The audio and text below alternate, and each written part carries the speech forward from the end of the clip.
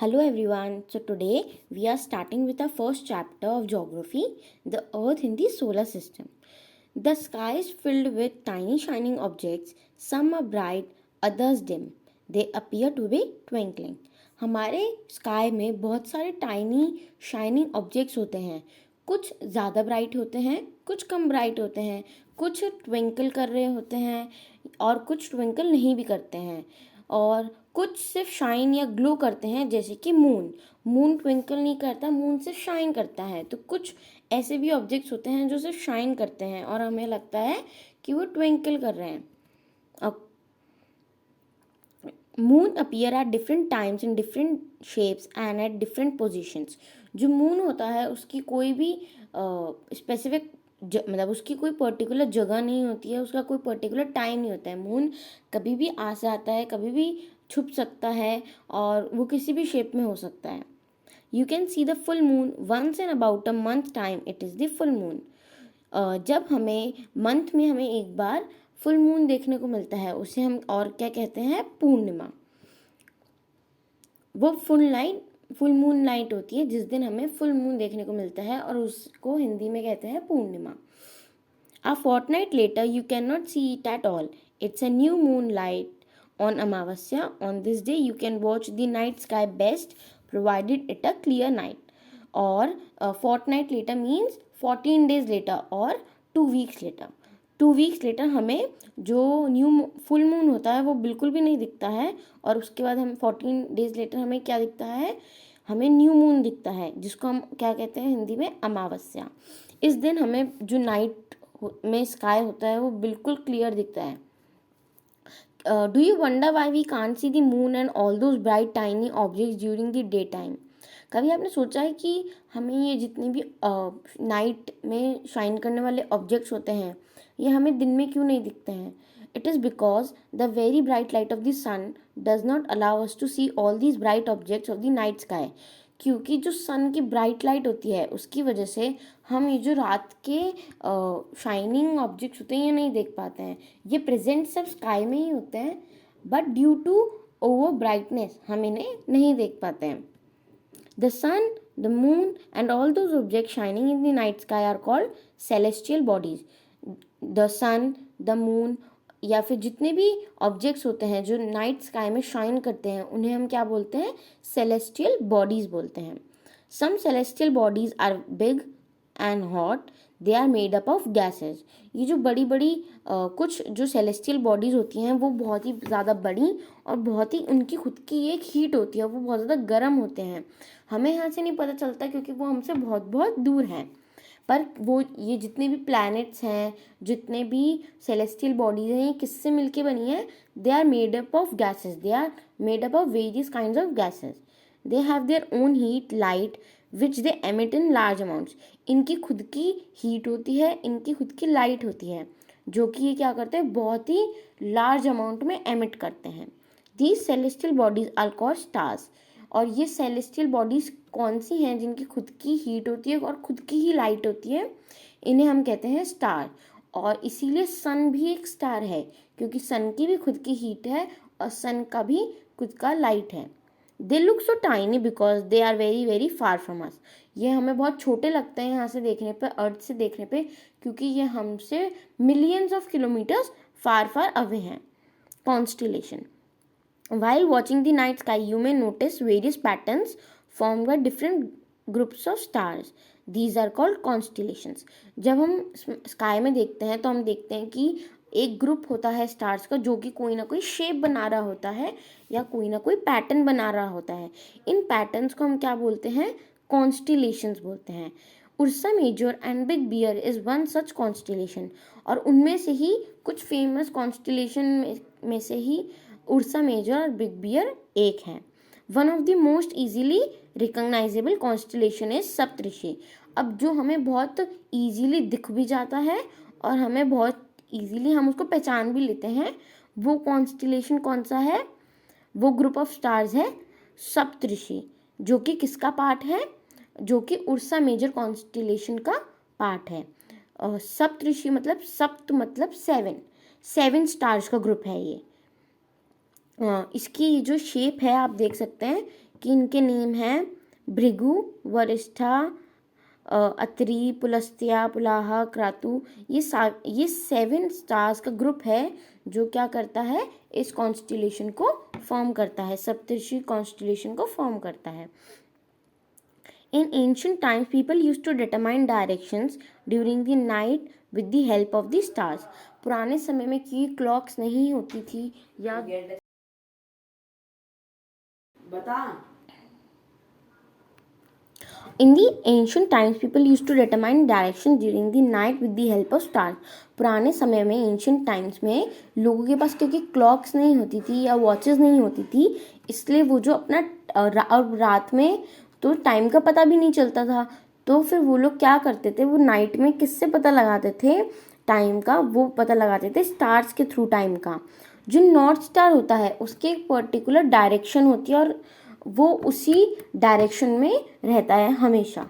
तो पुराने समय के लोग क्या करते थे, नॉर्थ स्टार जो होता है वो नॉर्थ डायरेक्शन को दिखाता है और उसे हम क्या बोलते हैं, पोल स्टार बोलते हैं। पोल स्टार हम उसे इसलिए बोलते हैं क्योंकि जस्ट लाइक अ पोल वो अपनी जगह पर रहता है, वो हिलता नहीं है, मतलब नॉर्थ स्टार हमेशा नॉर्थ में ही रहेगा। तो उससे क्या होगा, अगर आपको एक बार नॉर्थ डायरेक्शन पता चल गई तो बाकी डायरेक्शंस आप फाइंड आउट कर सकते हैं। It always remains in the same position in the sky. We can locate the pole star with the help of the Saptarishi constellation. If an imaginary line is drawn joining the pointer stars and extended further, it will point to the pole star. अब हमें ये कैसा पता चलेगा कि pole star कौन सा है आसमान में, तो हमें कैसे पता चलेगा, या तो हम ये देखेंगे कि नॉर्थ में जो स्टार है वो पोल स्टार है, या फिर हम कैसे पता कर सकते हैं, हम जो सप्तऋषि कॉन्स्टिलेशन है हम उसके थ्रू भी पता कर सकते हैं। जो सप्तऋषि कॉन्स्टिलेशन से हम एक इमेजिनरी लाइन बिल्कुल स्ट्रेट खींचेंगे जो कि नॉर्थ की तरफ जाएगी, वो कौन सा स्टार होगा, north star, just like this. Some celestial bodies do not have their own heat and light. They are lit by the light of the stars. Such bodies are called planets. कुछ celestial bodies होती हैं जिनकी खुद की heat और खुद की light नहीं होती है, जैसे कि हमारे प्लैनेट्स। इनको जो लाइट मिलती है, वो लाइट और हीट मिलती है, वो किसके थ्रू मिलती है, वो इनको दूसरे स्टार्स के थ्रू मिलती है। और इन बॉडीज को हम क्या बोलते हैं, जिनकी खुद की लाइट और हीट नहीं होती, इनको हम बोलते हैं planets. The word planet comes from the Greek word planetai which means wanderers. जो वर्ड प्लैनेट है वो कहाँ से आया है, वो ग्रीक वर्ड प्लैनेटाई से मिलकर आया है, प्लैनेट्स, जिसका मतलब होता है वेंडर। जस्ट लाइक हमारे वेंडर्स मतलब कि जो चीज़ इधर उधर घूमती रहती है, सेम हमारे जो प्लैनेट्स होते हैं वो भी अपनी ही जगह पर घूमते रहते हैं। The earth on which we live is a planet. हम अर्थ पे रहते हैं और ये भी क्या है, एक प्लैनेट, मतलब इसकी भी खुद की कोई लाइट नहीं है, कोई हीट नहीं है। अर्थ अपनी हीट और लाइट किससे लेता है, ये सन से लेता है। Sun which is a nearest star, और सन हमारा नियरेस्ट स्टार है, सबसे पास हमारे सन ही है। The moon that we see in the sky is a satellite, और जो मून है वो हमारी क्या है, नेचुरल सैटेलाइट है। It is a companion of earth and moves around it.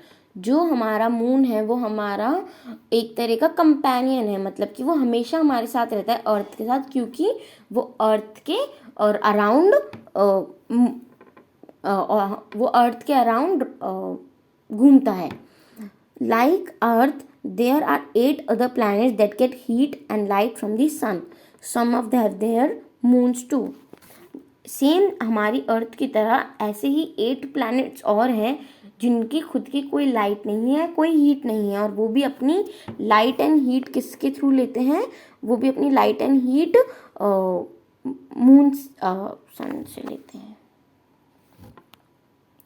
वो भी अपनी लाइट एंड हीट किसके थ्रू लेते हैं, वो भी अपनी लाइट एंड हीट सन से लेते हैं। और कुछ प्लैनेट्स ऐसे भी हैं जिनके खुद के अपने मून्स हैं।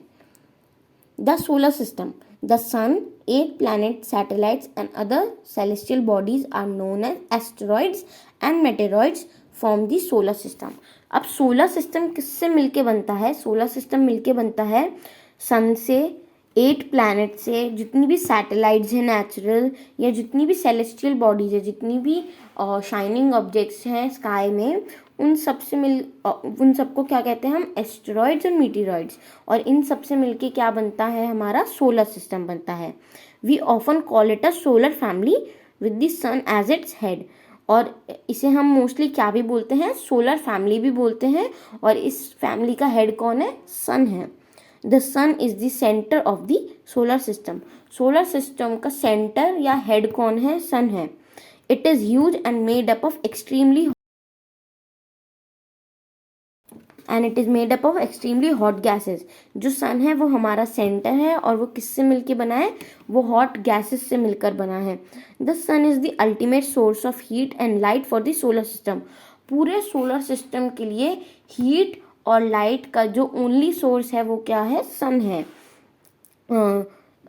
हमें and not that tremendous heat is not felt so much us by us because of the despite being the nearest star, it is far from here from us. हमें सन की heat, we can't feel the heat of the sun because it is very very very far away from us. It is about 150 million kilometer away from the earth. That's why we can't feel the heat of the sun. There are 8 planets in our solar system: Mercury, Venus, Mars, Jupiter, Saturn, Uranus and Neptune. इनमें से सबसे closest हमारा है mercury, then Venus, then earth, then Mars, then Jupiter, then Saturn, then Uranus and then Neptune. ये increasing order में है कि कौन से प्लैनेट्स सन के सबसे क्लोजेस्ट हैं. All the 8 planets of the solar system moves around the sun in fixed path. They are called orbits. जो 8 planets हैं वो सन के अराउंड क्या करते हैं, वो सन के अराउंड रोटेट करते हैं और उनके अपने फिक्स्ड पाथ है, वो उन्हीं फिक्स्ड पाथ पे सन के अराउंड चक्कर काटते रहते हैं. और इन फिक्स्ड पाथ को हम क्या कहते हैं, ऑर्बिट्स कहते हैं. So this is all for this video. We will continue our chapter in the next video. If you have any query, let me know in the comment section. Till then, bye bye. Don't forget to subscribe to my channel.